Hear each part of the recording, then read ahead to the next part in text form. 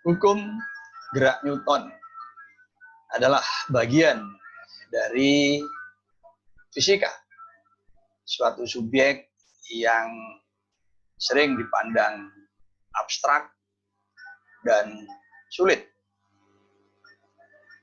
Karena itu membutuhkan metode alternatif di dalam penyampaiannya, di dalam ruang kelas.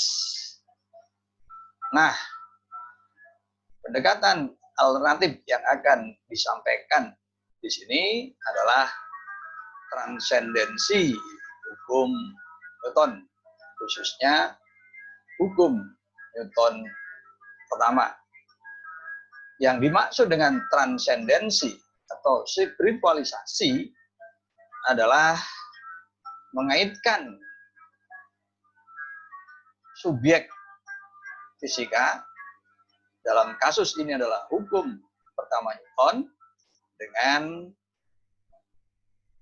teks yang ada di dalam kitab suci Al-Quran. Kita tahu bahwa ada 3 hukum Newton. Yang pertama tentang inersia suatu benda, yang kedua tentang gaya pada benda dengan implikasinya, dan yang ketiga tentang aksi reaksi. Sebuah benda bermassa M didorong dengan gaya F di lantai dengan koefisien gesek, maka gaya itu akan tertahan oleh gaya friksi. Ini adalah bagian dari dinamika, yaitu hukum kedua Newton. Tapi kita akan fokus pada hukum pertama yang menyebutkan bahwa suatu benda akan tetap diam atau bergerak dengan laju tetap dan lintasan garis lurus jika pada benda tersebut tidak mengalami gangguan atau gaya luar. Jadi, jika bola yang semula diam kemudian bergerak, pasti pada bola ini ada gaya.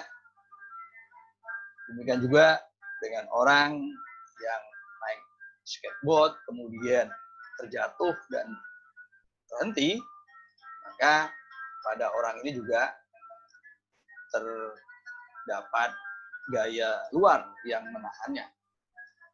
Nah, terkait dengan transendensi hukum pertama Newton, pertanyaannya adalah apa ayat yang dapat dieksplor? Terkait dengan lintasan lurus, maka ingatan kita langsung mengarah pada ayat ke-6 surah Al-Fatihah. Ihdinas siratal mustaqim. Tunjukkan kepada kami ya Allah jalan yang lurus. Inilah doa permohonan. Pertanyaannya adalah, apa itu garis lurus? Kita lihat 4 garis berikut.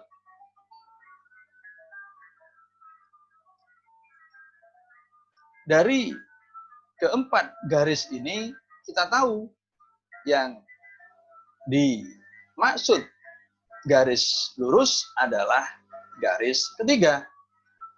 Dibanding 3 garis yang lain, garis lurus, yakni garis ketiga, adalah garis yang paling pendek.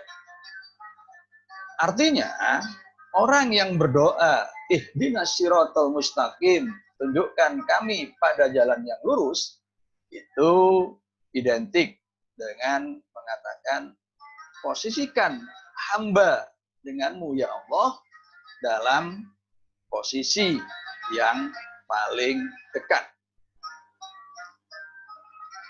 Bagaimana agar seseorang itu bisa berada dalam posisi yang paling dekat dengan Allah Subhanahu wa Ta'ala? Menurut hukum pertama Newton, yaitu tidak mengalami gangguan dari luar atau membuat gangguan itu menjadi nol.